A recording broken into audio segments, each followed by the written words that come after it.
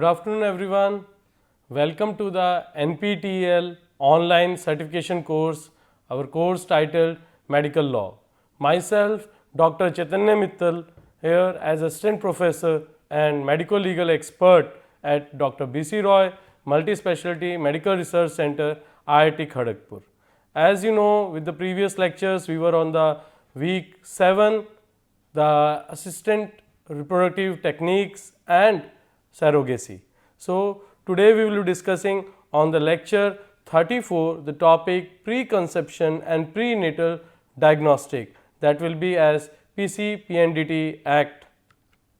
So, the various topics or the concepts which we will cover in this lecture are the sex selection, historical context of the sex selection, about the PC-PNDT Act 1994 and the further amendments which have been there in the Preconception and Prenatal Diagnostic Techniques Act. What are the objectives of this act, the key features and the judicial approach to the act, and then we will be discussing on the various news or the articles related to this topic. The keywords involved in this lecture: the sex selection, fetus, feticide, sex determination and the diagnostic techniques.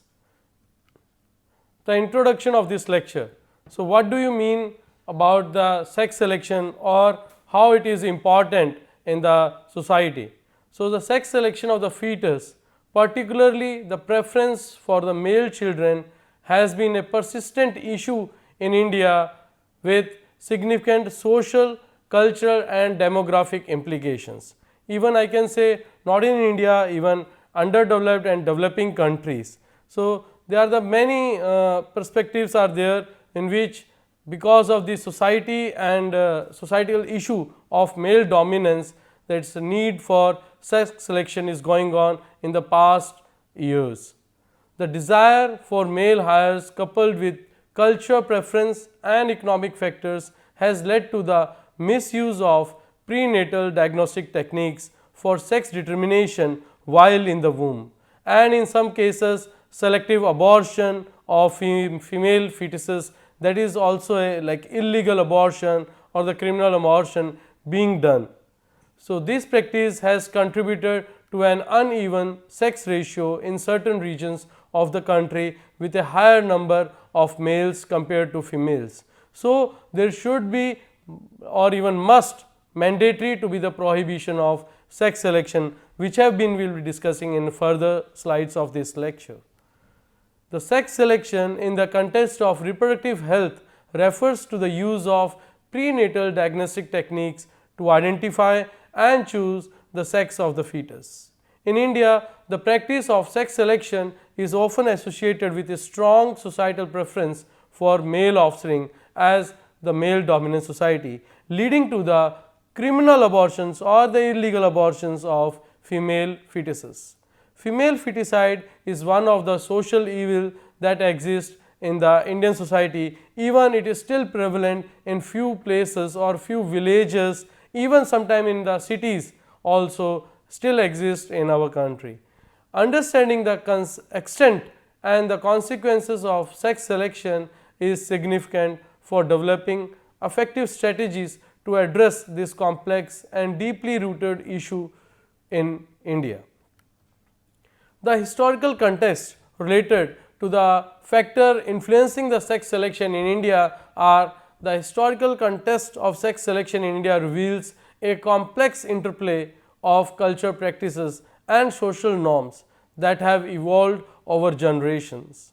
Within Indian families, the desire for a male child can stem from the belief that the son provides security in an old age, carries the female name and performs religious rituals or other culture and societal norms. Because of that, this sex selection goes on and leading to the male dominant society.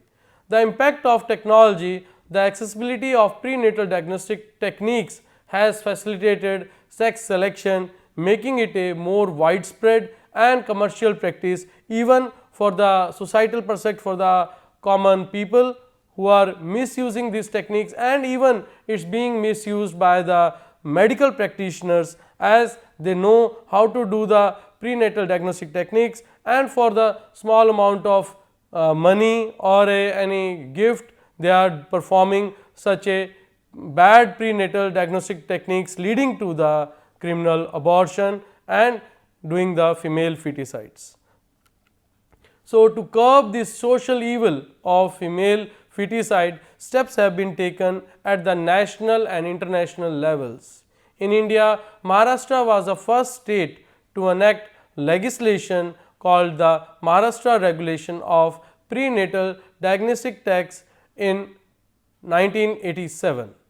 Thereafter, in 1994, the Prenatal Diagnostic Techniques Regulation and the Prevention of Misuse PNDT Act was enacted at the national level to ensure the prohibition of female feticide and to regulate the use of prenatal diagnostic techniques properly, in which it is really required, like determining any abnormalities while pregnancy, but not for the female feticide or knowing the sex selection. So, coming to the what are the amendments happened. So, first amendment happened even in the name to be the addition of preconception in the PNDT. So, the new term comes as preconception and prenatal diagnostic techniques, that is PCPNDT Act 1994. The Indian government approved the prenatal diagnostic techniques, that is the regulation and the prevention of misuse PNDT Act in 1994. The act came into force on January 1st, 1996. Through the amendment of 2002, which was passed in 2003 to the PCPNDT Act 1994, that is preconception and prenatal diagnostic techniques, that is the prohibition of sex selection, came in 1994, being amended into the 2002, which was passed in 2003. The amendment covers the techniques of preconception, sex selection and ultrasound. So, the various mentioned the regulations in the PCPNDT Act 1994, the act lays down certain objectives for its functioning. So, first and foremost, to curb the social evil, that is a female feticide. So, first and foremost objective is the prohibition of sex selection. Second, to provide the procedure for the registration of genetic counseling centers, clinics and laboratories. It also prohibits the sale of laboratory equipment used for ultrasound to any person, clinic or lab that is not registered. It is must to have AERB registration to even purchase and install the laboratory equipment to perform the PCPNDT techniques. So, it is mandatory to have a registration of that particular clinic or a hospital with the help of a medical practitioner, that is a radiologist, or who is being eligible to do the ultrasound and PCPNDT Act. It prescribes the procedure for conducting prenatal diagnosis. It also contains a punishment who violates the provisions and rules made under the Act. So, these are the objectives: to follow the various regulations and mandatory to follow the objectives of this Act, and those who doesn't follow or violates it, and there is a specific penalties related to it. The Act has three aspects. So, what all are the prohibitions, regulations and the preventions. So, what all mean the prohibition is the sex selection completely either before or after, that is a preconception or prenatal. So, the sex selection is completely prohibited, it is not at all allowed. Those who does so, it is a punishment. Regulates the use of prenatal diagnostic techniques for legal or medical purposes, or to determining any anomalies occurring while pregnancy, any fetal anomalies. For that purpose only the PCPNDT, the techniques being done under this Act. And the prevention, the misuse of sex determination, which leads to the female feticide. So, should not do the any criminal abortion. So, these are the three main aspects of this Act, PCPNDT Act. So, the key features, what are all the key features of PCPNDT Act is the under section 2. So, fetus, what are the important definition? So, what for whom we say the fetus? Fetus means a human organism during the period of its development beginning on the 57th day following fertilization or creation. The genetic counseling center means any institute, hospital, nursing home or any place which provides genetic counseling to patients. Genetic clinic means a clinic, even institute or hospital, nursing home or any place which is used for conducting prenatal diagnostic procedures. Genetic laboratory includes a laboratory or any place where the facilities are provided for conducting analysis or the test of samples received for prenatal diagnostic tests from genetic clinics. But these all centers or either clinics or the laboratory should be registered under AARB. So, here comes the registration which I was talking about, the registration of these centers, laboratories, clinics, which comes under the section 3 of this act is regulates the conduct of genetic counseling centers, clinics, laboratories, gynecologists and registered medical practitioner who can perform these PC and PNDT techniques. It mandates the registration and regulates the genetic counseling centers, clinics and laboratories to conduct activities relating to the prenatal diagnostic techniques. It also prohibits gynecologists and registered medical practitioner from conducting activities relating to prenatal and diagnostic techniques at a place other than the registered under the act. So, the medical practitioners who are being allowed or who are eligible to do the ultrasound and other techniques should perform the activities only in a registered place, not other than else. Otherwise, they will be held liable for particular violation of that act which comes under section 3 and they will be punished accordingly the act done by them. So, how to register, which comes under section 18 of this act. So, how we can register the genetic counseling centers or either laboratories or the clinics to render service provided under the act. Every center or clinic or laboratory shall apply for registration within 60 days from the commencement of the act, that is Amendment Act 2002, Act 14 of the 2003, section 17, which effective from 14th Feb 2003. It is very easy to remember the date. So, that is the year 2003, 14th Feb 2003.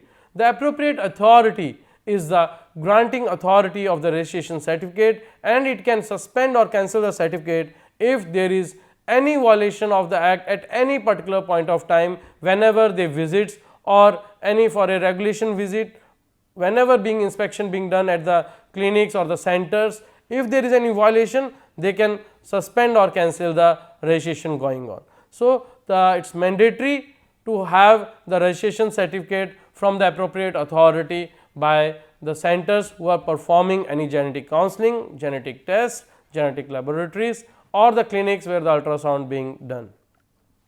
So, coming to the one of the famous judgment of a year 2013 in a Sadanand M. Engle versus State of Maharashtra, that is a Bombay 697, the Bombay High Court held that the act requires the appropriate authority to form an opinion based on some objective material that it is necessary or expedient in the public interest to suspend registration of a genetic clinic or a center. The provision also mandates the appropriate authority to record reasons in writing. This provisions stands on its own footing, empowering the appropriate authority to suspend registration for a temporary period or even cancel it without even issuing a show cause notice and giving a reasonable opportunity of hearing to the genetic clinic or center. So, it is very much mandatory to have a registration certificate from the appropriate authority. It is being clearly mentioned by with the help of this judgment Bombay High Court that any center who performs any prenatal diagnostic techniques, that should be registered. So, coming to the further sections of the detailing of this act, which comes under section 3A and 3B. So, 3A says it prohibits any person to conduct or cause to conduct sex selection on any woman or man or on both or on any tissue, embryo or gametes from either or both of them. Section 3B restricts the selling of ultrasound machines, imaging machines, scanners or any equipment capable of detecting of the sex of the fetus without registration. So, the registration is must, mandatory, otherwise held liable and punishment. So, these are being mentioned in this act. Only for this purpose the diagnostic techniques can be performed by the medical practitioner or who is being eligible to do the ultrasound. That person can do the techniques on the pregnant mother to detect in the fetus only these mentioned abnormalities or the anomalies. Otherwise, being other things are being prohibited or being the violation if done. So, being the violation of this act and held liable for punishment.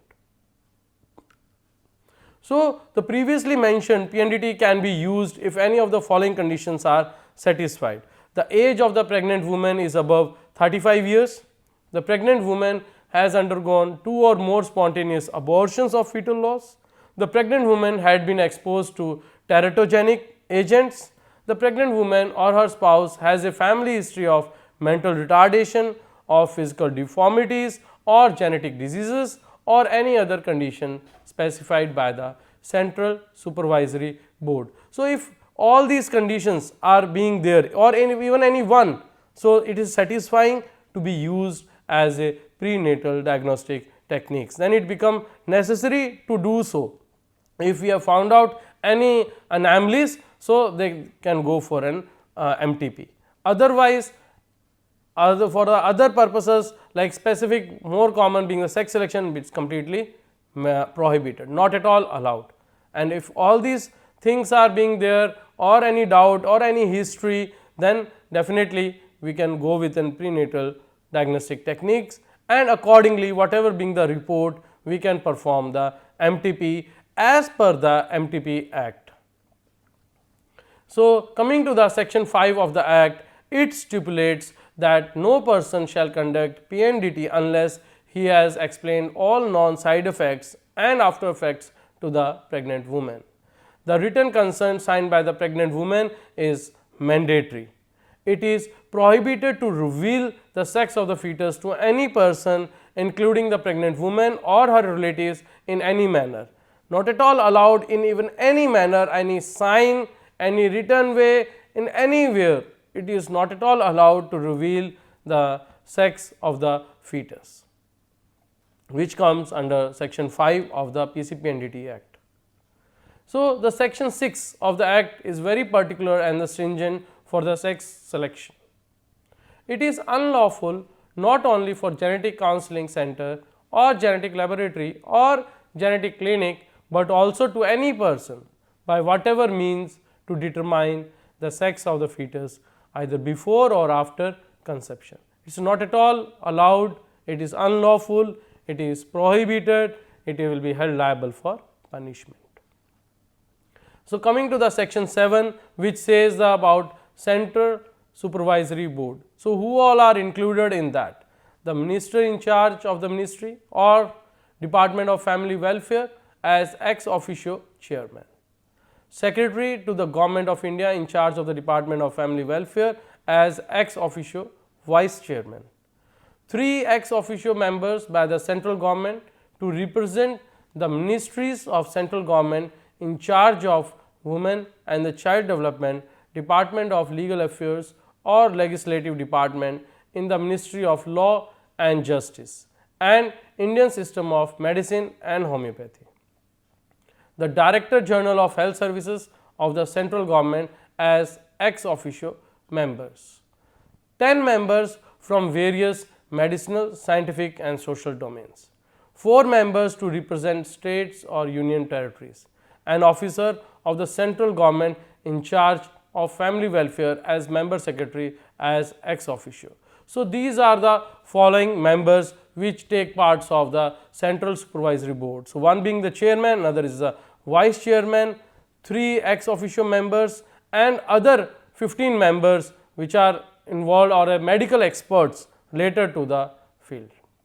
So, must to know about who all are included in the central supervisory board of the PCPNDT Act. So, what all the functions of this central supervisory board which are mentioned in the section 16 of this act? Advise the central government on the policy of PCPNDT Act, sex selection and its misuse. Review and monitor the implementation of the act and the rules. Public awareness against sex selection, PNDT, that is a prenatal diagnostic techniques, and female feticide. Lay down code of conduct for persons working in the field. Supervise other bodies created under the act.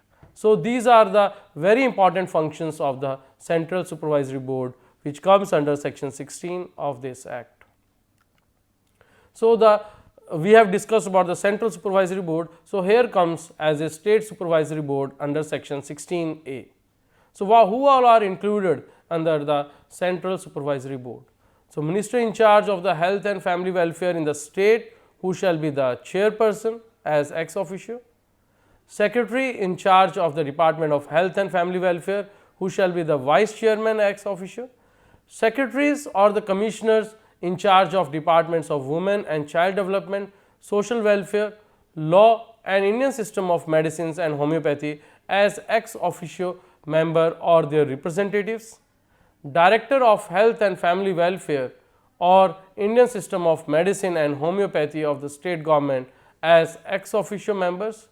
3 women members of the Legislative Assembly or Legislative Council, 10 members from various medicinal, scientific and social domains, and officer in charge of family welfare as member secretary ex officio. So, these are the members which are there in the state supervisory board, comes under section 16A. So, what all are the functions of the state supervisory board are? First, to create public awareness against the practice of preconception sex determination and prenatal determination of the sex of the fetus leading to the female feticide in the state. To review the activities of the appropriate authorities functioning in the state and recommend appropriate action against them if there is any violation. To monitor the implementation of provisions of the act and the rules and make suitable recommendations related thereto the board. To send such consolidated in respect of the various activities undertaken in the state under the act to the board and the central government. Any other functions as may be prescribed under the act. So, these are the various functions of state supervisory board being mentioned in the section 16A and B. So, coming to the section 17, who all are the appropriate authorities? The central government for union territories and the state government for the state respectively shall appoint appropriate authorities. So, who all are comes under as appropriate authorities? It consists of 3 members. So, first an officer of or above the rank of joint director of health and family welfare as chairperson, an eminent woman representing women's organization, officer of law department of the state or the union territory concerned. So, these are the 3 members who make an appropriate authority, who give a registration certificate to particular center or the clinic or laboratory to perform such diagnostic techniques and following the PCPNDT Act, and even if there is any violation, take the particular action accordingly. So, what all are the functions of this appropriate authority which comes under section 17 of 4? To grant, suspend or cancel licenses of center, clinics and laboratories, to enforce standards prescribed for centers, clinics and labs, to take legal action suo motu or brought to its notice, to create public awareness against the sex determination, sex selection and prenatal determination of sex, to supervise the implementation of the act, to recommend modification to the central board as well as the state supervisory board. So, these are the functions of appropriate authorities. So, what are the powers of the appropriate authority being mentioned under section 17A? The summon any person who has information regarding a violation of the provisions of the Act, order to produce any document relating to a violation of the provisions of the Act, issue a search warrant for any place suspected of indulging in sex selection techniques or prenatal determination. So, it is necessary to use these powers to recheck, keep on checking about the if there is any violation of PCP-NDT Act happening in the particular city, state, country. According to the section 29 of the Act, all records, charts, forms, reports, consent letters and all other documents required to be maintained under this Act and the rules shall be preserved for a period of 2 years or such period as may be prescribed. Better to preserve if any case goes on, preserve till the case get disposed of. If any criminal or other proceedings are instituted against any center, any laboratory or any clinic, the records or all other document of such center, laboratory, clinic shall be preserved till the final disposal of such proceedings. So, what all are the offences or the penalties who violates this Act? All offences provided under the Act shall be the cognizable, where a police officer can make an arrest and start an investigation without a warrant from the court of law, non-bailable, where only the court has authority to grant bail, non-compoundable, where the victim and accused cannot enter into a compromise and settle the matter. So, these are very important. Whoever the violates the Act or the provisions of the Act or the objectives of functions of the Act, so this is very important offence they are doing, that is cognizable offence, non-bailable offence, non-compoundable offence. So, what all are the penalties? The Act prohibits any person, genetic counseling center, laboratory or clinic from publishing, distributing or communicating any advertisement in any form including the internet regarding facilities for prenatal determination of sex or sex selection. If any contravention is found, it shall be punishable with imprisonment of up to 3 years and fine up to 10,000 rupees as per the section 22 of the Act. So, if any medical genetist, gynecologist, registered medical practitioner or any person who owns counseling center or laboratory or clinic contravenes any provisions or rules made under the Act, for the first offence the imprisonment will be up to 3 years with fine up to 10,000, or the removal of name from the register of medical council for 5 years with a warrant notice. If subsequent offence or repeat offender, the imprisonment up to 5 years with a fine up to 50,000 rupees and permanent removal of the name from the register of medical council, that is a penal erasure of the medical practitioner, permanent or professional death sentence we call. So, permanent removal of the name of the medical practitioner from the medical register. So, under section 24 of the Act, the strongest presumption of the evidence is in favor of the pregnant woman. As per the selection, the court shall presume that the woman was compelled by her husband or relatives to undergo prenatal diagnostic techniques for conditions provided in section 4 of 2. The punishment for the offence is mentioned as imprisonment for up to 3 years and fine up to 50,000 rupees. So, coming to the judicial approach to the Act, which is our last topic or last concept to be covered in this lecture, is to achieve the object of the Act in letter and the spirit. The Supreme Court in Center for Inquiry into Health and Allied Themes, that is a SEHAT versus Union of India AIR 2001 SC 2007, provided important directions to the central government and central supervisory board to create public awareness against the practice of prenatal determination of sex and female feticide through multiple and multidimensional programs. So, coming to the judgment, in a Vinod Soni versus Union of India of year 2005, Bombay High Court held that the right to life and personal liberty under Article 21 of the Indian Constitution do not envisage a right to choose the sex of the offspring. It further held that the PCP-NDT Act was in furtherance of the right of every child, whatever its sex may be, to full development guaranteed under Article 21 of the Constitution of India. In another case, the Saksham Foundation Charitable Society versus Union of India, the petitioner challenged the constitutional validity of provisions prohibiting disclosure of the sex of the fetus, that is a section 5(2) of the Act, and banning sex determination, that is a section 6 of the Act. While dismissing the petition, Allahabad High Court reiterated that PCP and DT Act should follow it. So, coming to the one of the news which is being mentioned in the live law, that is the Delhi High Court has passed a directions for effective implementation of PCP and DT Act, observing there is a need for a safe womb for female fetus. So, observing this to be the act to be implemented with a greater care and utilized by those who are affected. So, the Justice Swarna Kanta Sharma said, sex determination based abortion is a powerful method of perpetuating gender inequalities. The restriction of access to female sex information is directly related to the problem of misogyny, which affects women of all socioeconomic backgrounds, not only in this country but globally as well. The purpose of controlling knowledge of sex or gender is to protect expectant women and their unborn child. Despite the fact that sex selective abortion may not be immediately apparent in the present Act, its primary objective is to address this issue.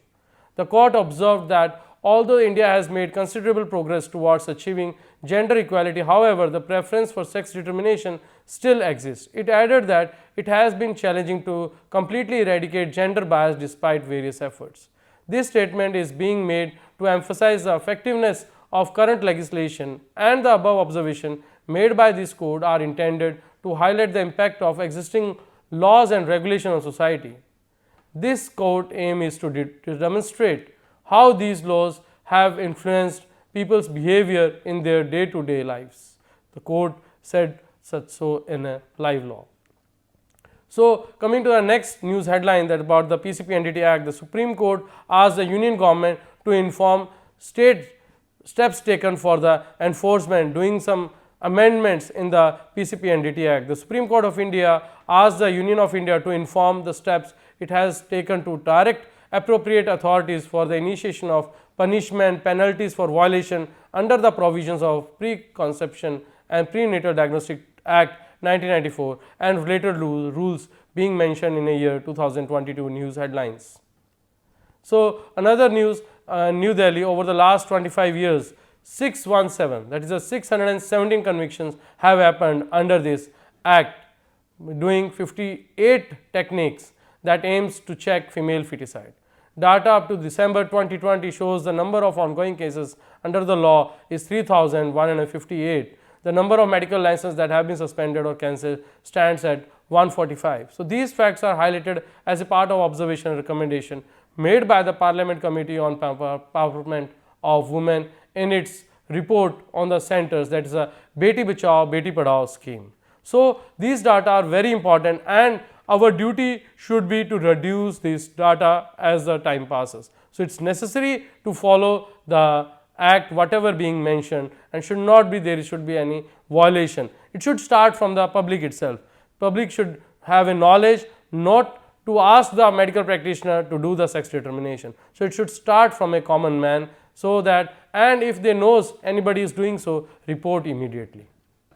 So, what all are the strengths of this act are the attempts to bring gender equality by prohibiting sex selection, comprehensive legal provisions, registration and monitoring of the particular center, laboratories and the clinic, awareness programs being done, and various measures to be taken for the implementation of this act. But still there are the few weakness or limitation of this act is the absence of local bodies, punishment not likely to create any deterrence, that should be very strict punishment against the persons who are doing such. So, enforcement barriers and lack of will by the state government. So, these are the few limitations or the weakness of this act to be removed or to be taken further to doing so amendments in this act.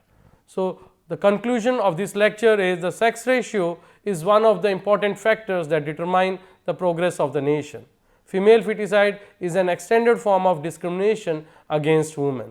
The PCPNDT Act 1994 was enacted to curb the evil of sex selection and to eradicate female feticide, and being amended in the 2003. To broaden the scope of the act, the government has amended it and added preconception and ultrasound diagnostic techniques under its regulation. To accomplish the object of the act, joint efforts from governments, statutory bodies and independent social workers are demanded. So, these are the conclusions of our lecture about the PCPNDT Act, which was under 1994 and being amended in the 2003.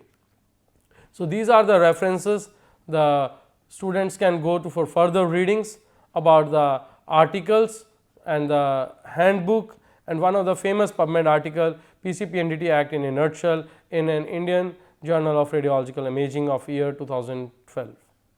Thank you very much.